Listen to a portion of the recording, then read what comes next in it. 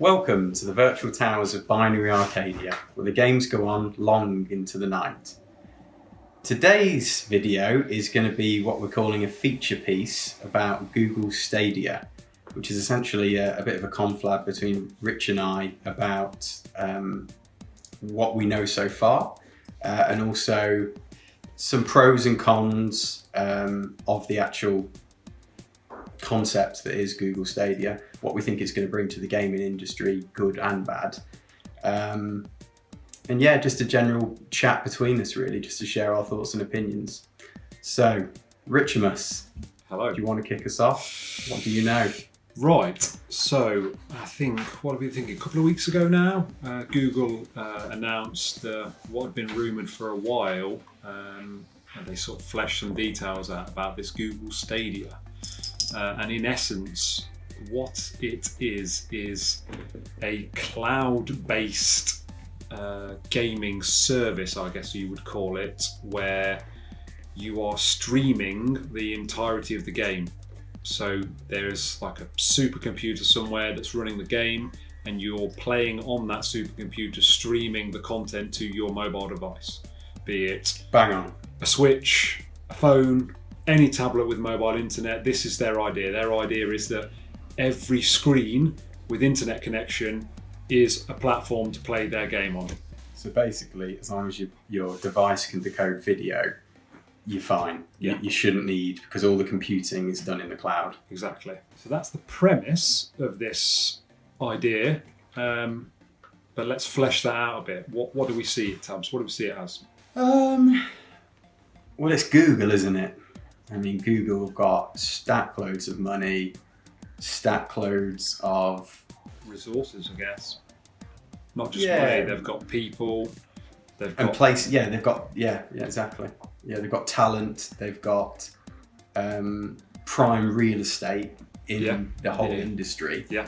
You know, they're like, they're everywhere, aren't they? So if they set their mind to something, you know. Yeah, and they also have what the biggest search engine in the world, I'm guessing. They've got one of the biggest video platforms on the planet with YouTube, which we're obviously running on, feeding their empire. It's an animal. It's probably the biggest animal to get into. Well, I guess maybe not. Although as a global company, it's huge. It far outweighs the reach of Sony on revenue. I'm going to get blacklisted then, mate, when we go through our cons. I'm going to be going off grid.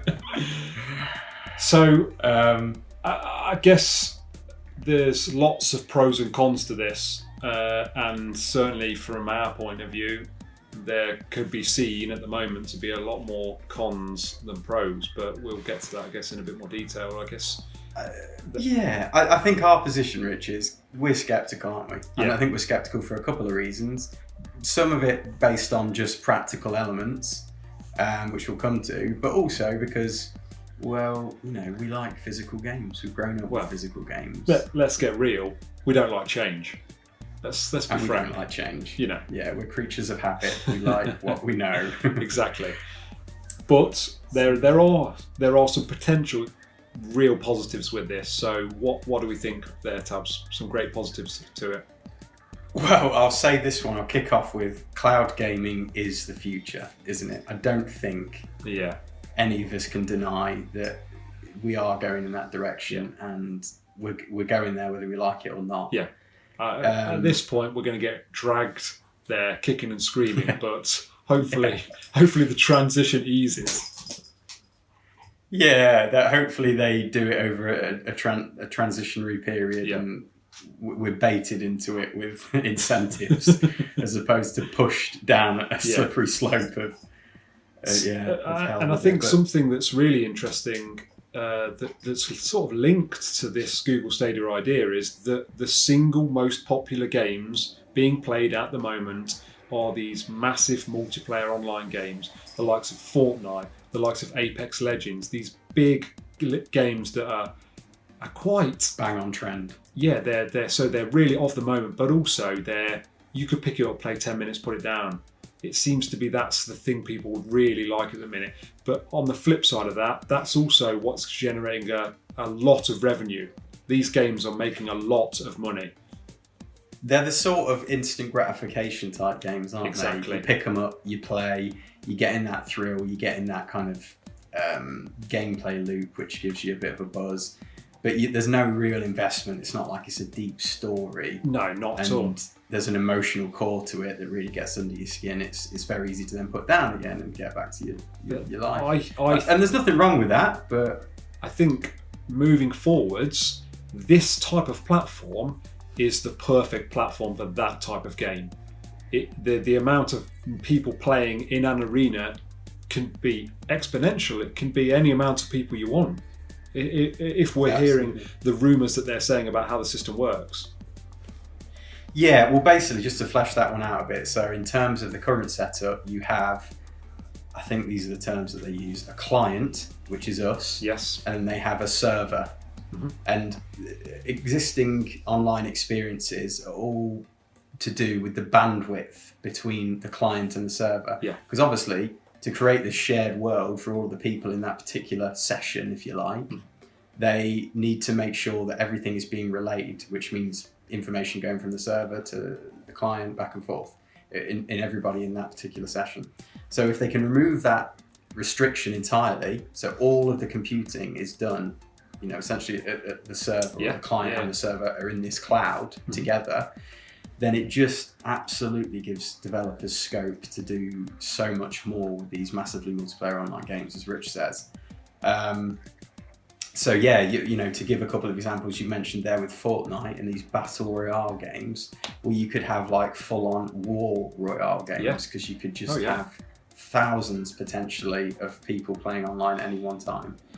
I mean, it's mind-boggling, really. You can't even imagine what that'll look or feel like. But on the flip side to that, we spoke earlier on this week about a GTA Online experience where every person in the online world is a playing character. This is sort of opening the door to the potential for that kind of leap. It feels exciting, yeah. Just thinking of that. I mean.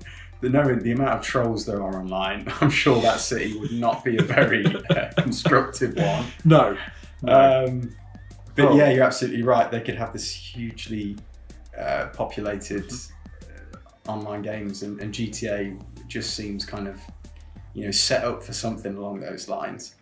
And the thing is, as well, it's not just that they can have all these players online as well. It's all to do with the actual systems of the game. So. Everything's being done in the cloud. Things like physics systems, some of the restrictions again mean that they can't have too complicated or complex physics systems. Yeah. Let's say, for example, and I've taken this from a Digital Foundry video because I love that channel. But Rich Ledbetter was talking about, I think it was Crackdown, which was announced to have this really destructible environmental system. Was it Crackdown 2? Sorry.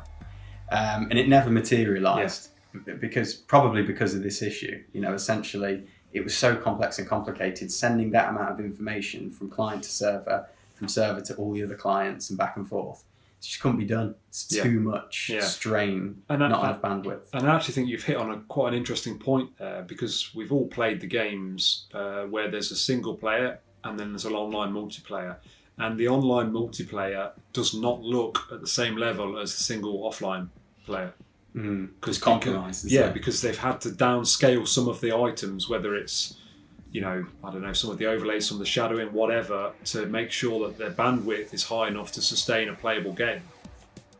So this sort of takes away that to enable you to run a game full fat over this cloud-based scenario that they're suggesting.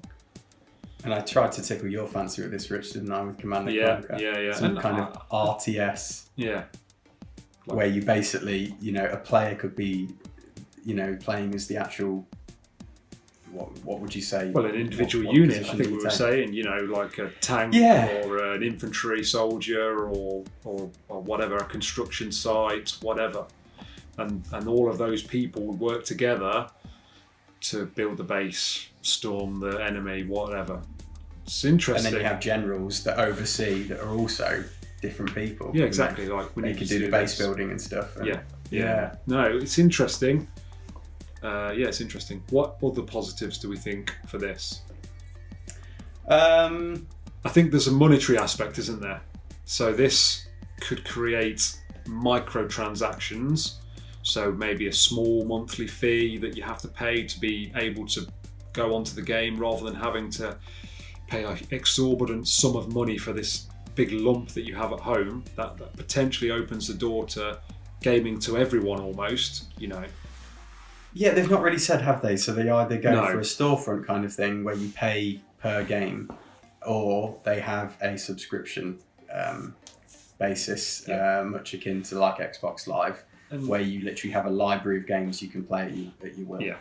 I think, unfortunately, this point is a positive and a negative point, because certainly from what I've read on the internet, this is positive, as I've said. Potentially you haven't got to invest this huge lump of money in your hardware, but actually, is this going to become like exorbitantly expensive over time? So you've got a monthly fee to be on the Google Stadia cloud, then you've got maybe a developer's monthly charge to access their games, then you've got an upfront cost for a specific game, and then obviously because you've got this cloud scenario, and we already know it's happening in games now, games are going to be more forward thinking, so they're going to release it before it's finished, create some revenue to finish the rest of the game, and then it's like, oh yeah, you bought this game, but also you've got to buy this to get the full game opened up, and suddenly you've created this massive expense. So I think there's the revenue structure could be very exploitative. Yeah, exactly. And essentially, you can look at it very plainly. Well, a small monthly subscription is a much easier pill to swallow than a big lump sum on a console. But if you see this with things like bank accounts, they often now, they're regulated. So they have to show you at the end of each year what your annual summary of charges is. And if you saw that on a really, like you say, a kind of cascading revenue structure where you've got microtransactions, you know, exclusivity, DLC, and if you saw at the end of the year what you were paying, you might look at it and go, you know, be agog. I could have bought, I could have bought a piece of hardware for that. You know, I think the other thing is, and this is the thing, some of what we're talking about is speculative. We don't know how they're going to charge on this. We're suggesting that it's going to be a monthly fee, but if it's done on a time-based thing, so you'll literally billed based on how long you play it. So if you play it for hours on end, you're going to be billed more. Say you're billed on a per hour basis or a per minute basis. There's a temptation, if they move into that model of revenue, to just bloat games. So you just spend lots of time on there to create lots of revenue with just rubbish content. Yeah, because if devs are getting paid per hour, all they're bothered about is gamers playing for as many hours as possible. Exactly. So they could just put some mediocre content on.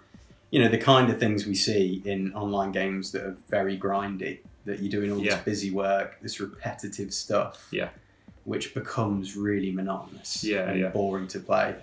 But it's there to keep you hooked and engaged. Unfortunately, we have seen a lot recently in games where the developers are more bothered about making money than giving fair, good content. This loot box thing that's come out where you pay lots of money to potentially get nothing. You know, these like loot boxes where they're like treasure chests, and you open them up and you might get a costume, you might get a gun or whatever, but lots of them, you get nothing. You spend all this money and you get nothing. It's like gambling almost.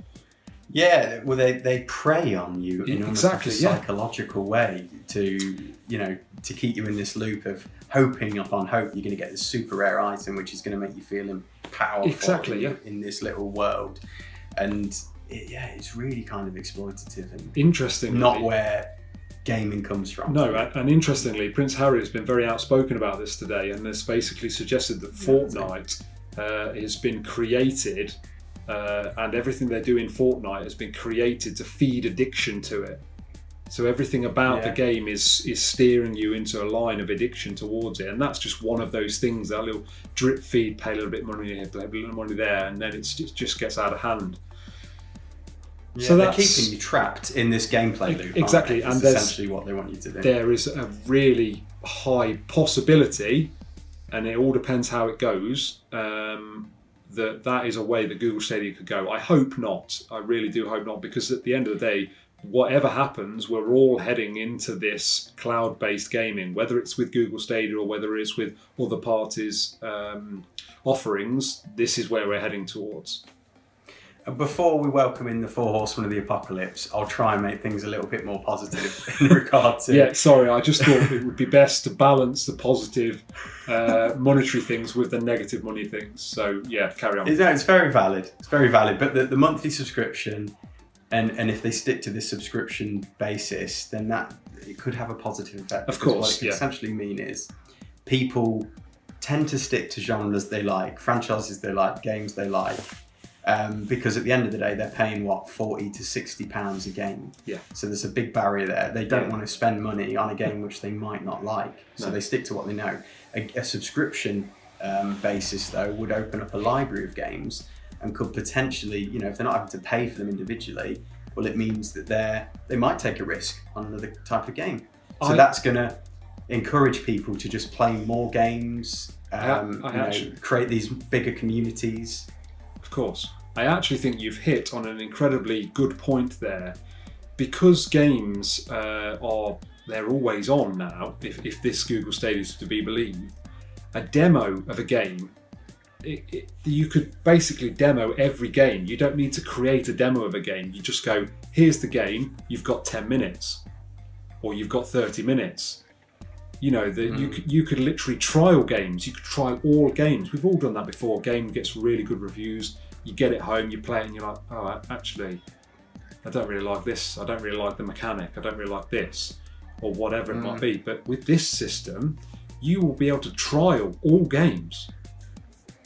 The other side of that is, mate, just to kind of, as you did, balance the positive and negative. Betas, basically all games could actually be released in this sort of, they call it, is it beta stage? Yeah. An open beta, where they're basically doing a lot of the development of the game still. Yeah. They're trying to make sure it works in an online arena rather, and look for feedback from the players to keep polishing it. That's it. And I don't like that personally, because I think that you can end up feeling like you're buying broken games that are going to be fixed after maybe 6 months of work. But by that time, to give an example of just what you're describing, Red Dead Redemption 2 Online. That is exactly what that was. Got released. They said it wasn't finished. They said it was a beta, and the online was quite poor. The economy didn't work. The whole system of the online didn't work.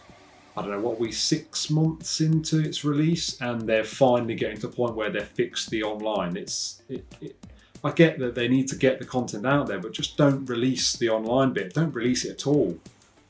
And see, just to draw on one of our favourite companies in the games industry, Nintendo. What do they always do? They want to have the vision of the game. They want to nail it down and polish it to such a point that it's sparkling before they even let it touch their audience. That they've got that standard.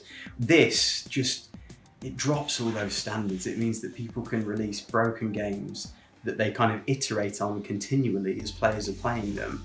But there's no clear vision. No. So it doesn't even mean to say that as they iterate and try and fix them, they get it right. It can get worse. Yeah, exactly. Yeah, and it often does. Oh yeah. And games become this kludge of like half-baked repairs. Of course. And it's just, I don't think it spells good times. No.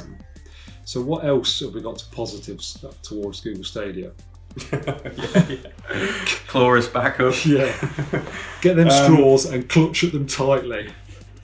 Well, I did just want to say this, just building on what we said about, so opening up games to all sorts of people because they've got access to a library. Yeah. What that could also do is, it might mean that developers themselves are then more inclined to take risks on their games. Yes. So instead of sticking to franchises, instead of sticking to tried and tested formulas, they might mix up some genres. They might try something completely new because they know that there isn't this barrier to entry, which means that gamers will stick to what they know. So it's kind of, that could be really positive, where you see a really creative community of developers. So yeah, that's a really positive one. To introduce another one, convenience, portability. Absolutely. Yeah, I mean, that's essentially what their unique selling point is, that you can game on anything, anywhere.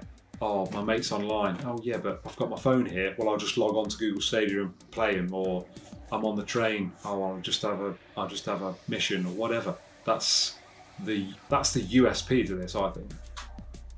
Yeah, absolutely. We know what it's all about in some ways because we've got Switches. Yeah. And that's opened up a whole new kind of world. Of course, yeah. I know from like my brother-in-law, for example, you know, he has kids, he has a busy home life and family life, and he has a Switch. And I think it's just, you know, it's nice for him to be able to sit on the couch. Kids are running around, he can play a bit of Switch. You know, Mrs. is watching the telly, you don't disturb her and her programs. Exactly. And, you know, it's your own little bubble, and you can do that in a really like non-offensive way. But you know, with home consoles, it's like you've got to command the telly, haven't you? Yeah, exactly. You got to kind of take over that focus of the living room. Yeah. It doesn't always work so well. And actually, that one of our friends has recently bought a Switch, and for that reason, he's sort of was massively into console gaming when he was younger. Came out of it, and then the Switch came along, and he thought, actually, the convenience of the Switch brings it back into where I can fit it into my life again. I don't need to sit in front of a TV and use it. I can be anywhere, on the train to Belgium, whatever. It doesn't matter. Mm-hmm. Absolutely. Very good friend of ours, and we are continuing to work on him. We hope to invite him on the channel one day. Yes, we were hoping to get, because he's very into business. He's done a business degree, and we were hoping to get a business take on this, but we've not managed to persuade him yet. In a future video, Another hopefully. time. A couple of other bits just to say, mate, was, I mean, we've already touched upon it to an extent with massively multiplayer online games, Yeah. but apparently the computing power, it's a bit like the Hulk. You know, as much as he's angry, you know, the stronger he gets. Yes. And there's no upper limit to that. No. So essentially the computing power on the cloud, there's no upper limit to it. But essentially that would mean there wouldn't be any necessarily massive generational leaps in technology because it becomes very incremental. Yeah. And it's a good thing because you know, big budget devs who, you know, want more power, who often they want to realise, you know, bigger ambitions, they want to think big, dream big and make it happen. Well, they, you know, potentially could have that. You know, they could really reach in terms of the scope of their concepts for games. And in doing so, we could see some crazy games, you know. So I look at this a little bit like a plant. So you buy a plant, say a PS1, and you're watching it grow. But there's another plant that was at the same time, but it's out of your mind, you can't see it. So then when the PS2 comes out, you buy that plant and it's 5 times the size of it. And you get this big leap to the next size of plant. And I akin it to that. Whereas what you're saying is you'll see this plant growing all of the time, and it might reach the height of what would be the next generation, but you won't realise it's the next. There won't be that awe moment where you're like, oh my God, this is amazing, because it's just increased over time. You don't get that.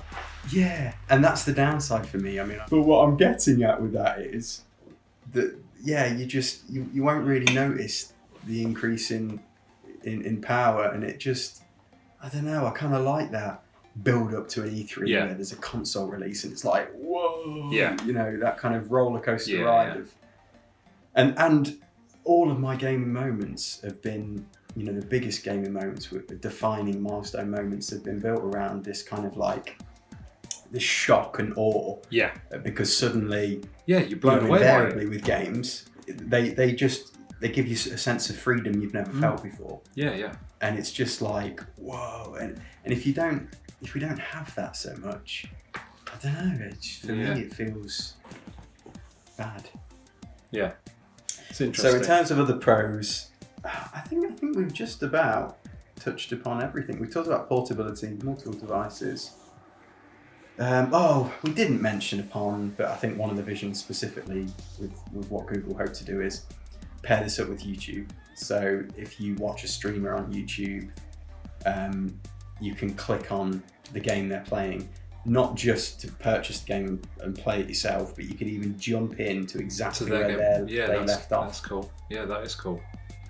So interesting concept, and there's the two platforms are there to coexist and overlap, so it sort of makes sense that they would do that. We could do a live stream, and then you could kind of jump in and play just where we're kicking off. I mean, again, it's a bit game breaking, isn't it? Because games that are a journey or an experience, you kind of want to be the one steering from start to finish. But then again, we played loads of games together, Rich. We have, loads. And you'll see in some upcoming videos that are coming this month that there is a lot of some of our best games of all time that we've played together. I don't know. Yeah, and either I or you has watched over the shoulder of one another and just enjoyed it to be part of it. Exactly. So for a change of pace, let the black clouds descend, and let's do some what we see as full negatives to the system. I think we've already had a good delve at this point, but yeah, maybe best to put on some happy music in the background. Yeah. Right. So cons. Yeah. I'll hit you the first one. Oof, the more obvious ones. Come on then. Reliability of internet connection. Yes. Now I think data allowance. This is the biggest single factor that will make or break this system for me. And it's massive. I think we have become too almost reliance, not the right word, but like we expect to have fast internet, we expect to have good amounts of data, but the amount of data that's going to be moved around in order to play these games online is going to be massive, I think. So not only are you going to need a super fast connection, whether that be at home, in an internet cafe, on your mobile phone using mobile internet, or data allowance, so you need unlimited home internet, you need lots of data on your mobile contract. I think that's going to be a big factor in this system winning or losing. I mean, casual gamers may not be so bothered, and portable gamers, because you're always going to have a compromise resolution. It's on a smaller screen, you won't notice deficiencies, it won't, and casual gamers are not so fussed, but it's that kind of elite crowd amongst gamers that all the pro models are aimed at, who really want that kind of stellar, grade A experience. What is it now? I think for 4K streaming, you need at least 25, is it? Megabits per second. Yeah, that's it. And that's the thing. So what Google are saying is the way that the system is able to work over all different different strengths of internet connection is what it will downscale the graphics, the frame rate, etc., to make the game work on every device, every internet connection. Which, on the premise of it, seems like a great idea. It means that everyone's playing this game, but actually it brings us into a scenario where maybe people who have got more money, so they can have a better internet connection, they can have more data, their gaming experience is directly related to how much money they've spent, in essence. Because they're getting the best graphics, they're getting the best frame rate, their gaming experience is almost better in that respect than someone who, I don't know, say they've only got a 3G connection, say they've only got a limited amount of data, so they've got to put maybe there's some presets that they're going to build into the software so that you can go, actually, I don't want to use all my data, so I'll scale it back so it only uses this amount of data. And then you've got that scenario where, and I think I said to you about it in previous tabs, it came back to when I used to be into PC gaming. PC games, how good they looked, and then ultimately how well they played, whether there was screen tear, how good the frame rate was directly linked to how expensive your PC was. So if you've got a super powerful gaming rig, then that game will be super fast, super good frame rate, really smooth, and it'll be a completely different gaming experience to someone that doesn't have that super powerful. They've had to knock all the graphics back and the frame rate. Maybe they've had to turn anti-aliasing off, and their game will be completely different to your game. That's a good point, mate, and it's actually something I haven't really thought about. But Yeah, you could even start to see structures and schemes whereby people who pay more, get the better service. Yeah, yeah, better like a features, premium get the to it. benefits. Yeah.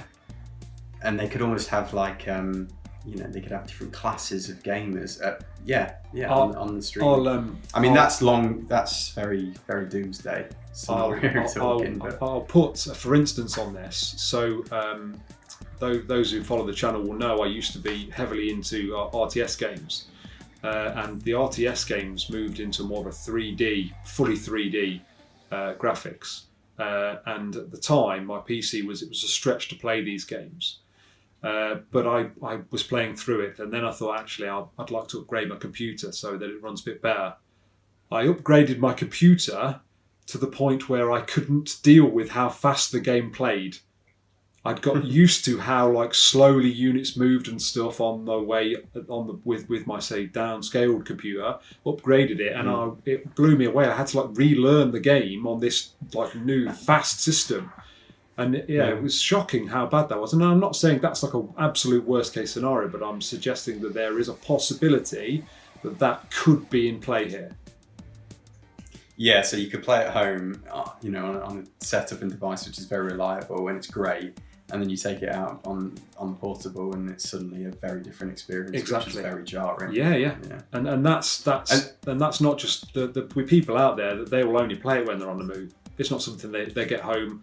They've got families, that's all they'll think of it. That when they're out on the mobile internet, maybe with the data, that's all they see. So I think it could end up a unique experience for each player depending on their system.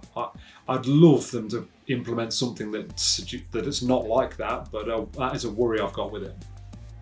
And just to cover off the data allowance thing, as you pointed out, even those people with unlimited data, there tends to be fair usage policies in the background. Exactly. Which can still cause problems because this could be potentially sucking, if you're really into your games, what do you think? Hundreds of gigabytes?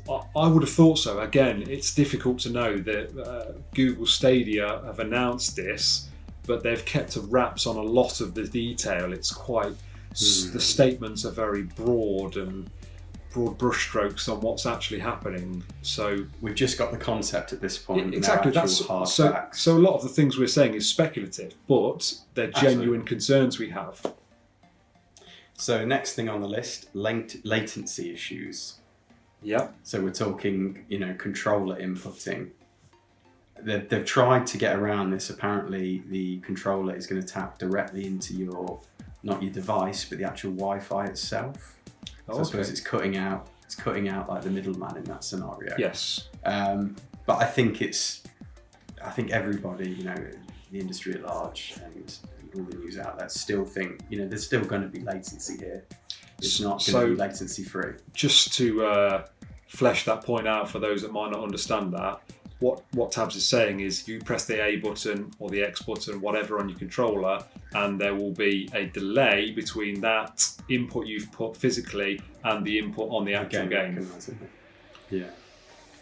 Which has always been a problem with streaming services. Exactly. And for some games, it's not a big deal. No. You're playing a story game on your own, it's a nice slower pace, gentler pace, we don't need to worry. No. But competitive scene, FPSs where you need these twitch reflexes, it's absolutely vital. Yeah. 100%. Yeah. I mean, it's the difference between being killed or not being killed. As simple as that, isn't it? Oh, the lengths that these competitive players will go to with professional controllers, with all unique their own customized setup options. They've got refresh rates on screens, through the roof to make sure that there's almost as little delay as possible between their inputs and what's going on screen. Exactly. And I read an article recently. We're currently looking at some Alienware laptops, and it's got like eye tracking on there.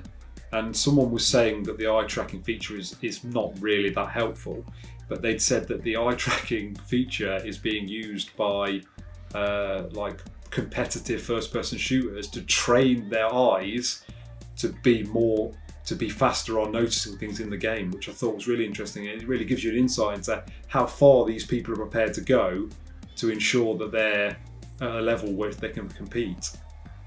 Yeah, they're like athletes, but Yeah, exactly. in the digital realm. Yeah. So they're training for marginal gains wherever Exactly. they can find them. Exactly. It's kind of scary, but yeah. Hmm.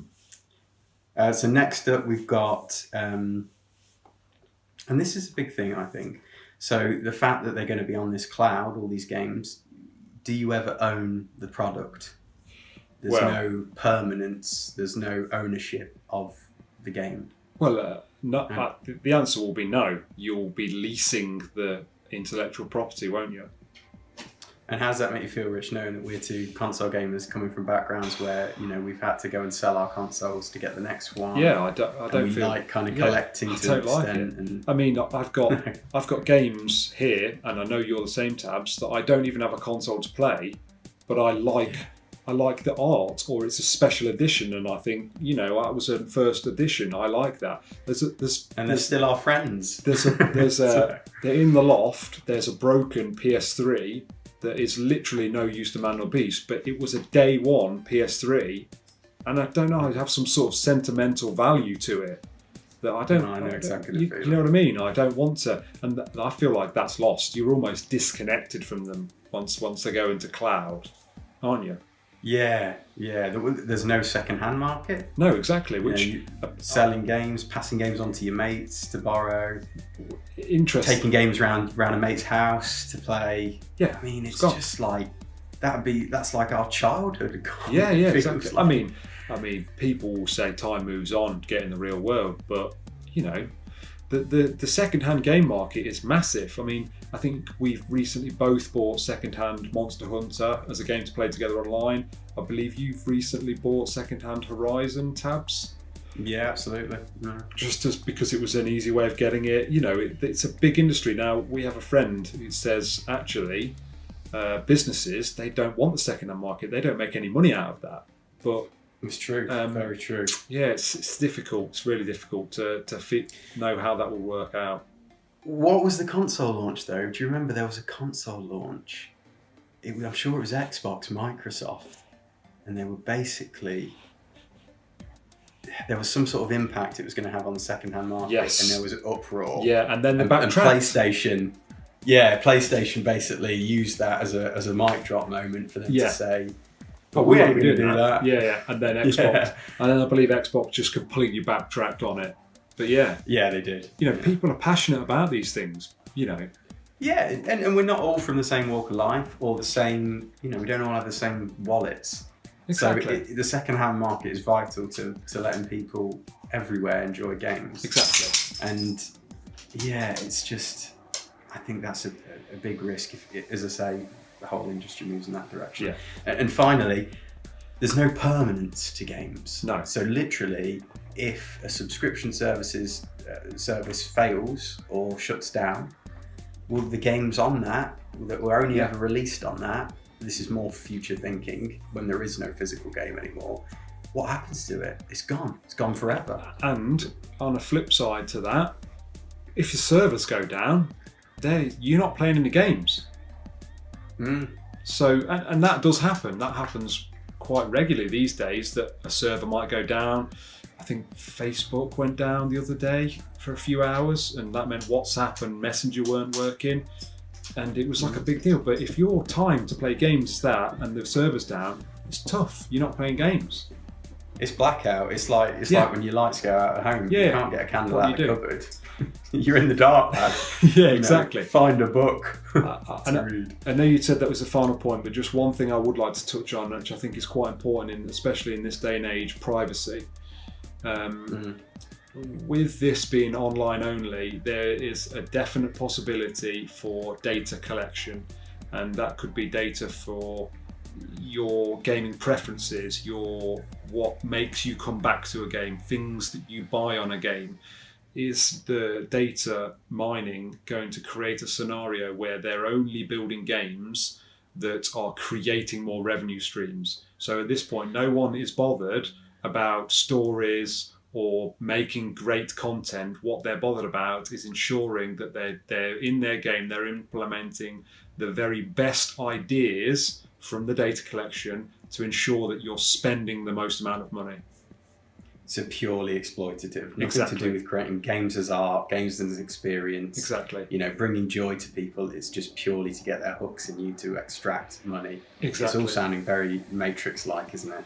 But yeah, the other side is we've all heard the horror stories, haven't we, about Google and them listening to what your conversations, and then suddenly you go in on an internet page and it's trying to market something you've been talking about. Yes. I've seen a lot of that stuff, and Yeah. you see some evidence of it, I think. Yeah, yeah, Whether it's true definitely. or not, I don't know. Yeah, I don't know. But yeah, that essentially they could that there would be the opportunity for machine learning from our data Exactly. to And I think that further exploit us. 100% that's how it will go. How much they exploit that scenario, you would hope not greatly, because it will be very sad. I think the other thing is, this could, if we move solely to this type of gaming, so subscription-based gaming or cloud-based gaming, there's a possibility that we will lose the games that sort of feed you between the AAA titles, and they are the indie games. Those little games, those little pieces of joy that are dotted around everywhere that keep you going for a couple of weeks. They're not massive games, but they're just really well thought out. They've got great game mechanics. Those are the little games that, are we going to lose them because they don't make any money, so no one's interested in them? Well, they're really important because they're often, is the right word, artisanal. They're like these visions of games that often a single person's had, Yes. and they're just absolutely hell bent on bringing it to market, and they pour all of themselves into it. Their passion, they're literally passion projects that have gone off the rails, and they can become, hugely innovative, and they can introduce so much to the market that other games are influenced by and feed off. Oh, And if we lose those, and often in indie devs, I think they can go on to, we've seen them bought up by big companies. They go on to become parts of more mainstay development teams. Exactly. It's just good, isn't it? It's good for the gaming industry to have this talent rise up from rags to riches, if you like. Exactly. I was just going to say, it will be such a loss, I think, to not just to gamers like myself and yourself, but also to the industry. Those little innovative games that maybe they show a new mechanic that someone goes, actually, that's a really good idea. What if we take that idea, adjust it a little bit, put it on a bigger scale, and adopt it into our game? It's those little things that create this little snowball that moves the industry slowly forwards. It's all cascading, isn't it? Yeah, exactly. And I think just to flesh out what we mean by this, there's kind of two elements to why we think indie developers could be impacted. The first is absolute platform control. So somebody like Google has absolute platform control on all of the games on their subscription service, let's say, or their storefront, if they go in that direction. And essentially, what they could do is they could have biased algorithms that trying to advertise first-party content first. Exactly. Or the more commercially driven games, as Rich has mentioned, these kind of the games that are meant to trap you in this cyclical gameplay loop, a bit like Fortnite, as you said with Prince Harry, Rich, earlier. So, the idea is that indie games and story-driven games, and many times indie games are very story-driven, are going to become this kind of forgotten part of the storefront, because the algorithms aren't going to be, tweaked to pick them up and put them in your face and make sure they get a fair shout. Yeah. So for that reason, they're going to be ignored, and undervalued and underserved, and ultimately could fade. So I think it all boils down to, we're in a crossroads, completely in a crossroads with this. We could go down an amazing route, and it could be brilliance. We're currently sat on the fence thinking that we're going to be going down the road to some dark places. Hopefully, some people out there are going to be able to steer the ship into a place where we can all prosper from it. But time will tell. I think it comes down to, mate, and I think it's regulation, isn't it? As the industry creeps into this mode, it needs to be regulated properly. Yes. By independent powers that make sure these corporate structures, these corporate cultures, don't overreach, overstretch, Yeah. become these hulking monoliths that are the absolute arbiters of all of our entertainment. So not just our games, but our music, our films, our TV shows. They could monopolize the market, especially a big player like Google. If they nail it and they get everybody on board and they're printing money with it, you could have maybe 2 or 3 global corporate structures that are the only people in the market providing these platforms, and that is a scary prospect for me. Definitely. You really are talking Matrix dystopian levels of hell. Well, go on. No, I was just having a quick whip through to see if we'd forgotten about anything else. I suppose the big thing I wanted to just mention was, for me, and we've touched upon it in as far as not having any permanence anymore, but streaming platforms, I think, could reduce games to very disposable experiences that lose a lot of their meaning. I love vinyl records. I absolutely adore them because they're these physical things. They have art on them. You have this whole ritual where you go and put it in the record player to play it, and you can enjoy it in a very kind of condensed experience in a very physical way in many ways. However, I'll be absolutely honest with you. I used to have Spotify Premium, and it was really good. You had everything at your fingertips. Of course, yeah. But also having everything at your fingertips, having that convenience would just strip away some of the meaning of it. That experience of an album from back to front, really getting into it. It has a sense of preciousness when you've had to go out and buy something with money. Yeah. And you need to look after it so it doesn't get damaged, so you can still enjoy it. It just imbues it with so much more value. Yes. And if something is just a non-entity on a streaming platform, come and go as you please, dump it the next day, try something else. Everything just feels too convenient, too easy. I mean, not to get too philosophical on this one, but you could say that about life itself. We make such meaning with our lives because our lives are precious, because we know there's an end date. Yeah, exactly. We will all die, and anything can happen to us, and that is why we have such meaning in our lives, I think, and purpose. If we live forever, and we could have everything we wanted in that life without even trying, well, where's the meaning and purpose? Yeah, exactly. That's it. A bit of a rant, but you know where I'm coming from with that, absolutely. It'll be really interesting to see what sort of comment and feedback we get on this video, because there's some really interesting concerns to be raised here, but there's also some really interesting positive points to be raised here. And I do think it is in the balance which way this one goes, genuinely. I think I've been playing too much Fallout and Bioshock and all these post-apocalyptic games. Well, so blame that if you think I'm being too negative. I think we're just being honest about our concerns, and we don't know enough about it right now. And I guess that's because Google don't want to tell us enough about it at the moment.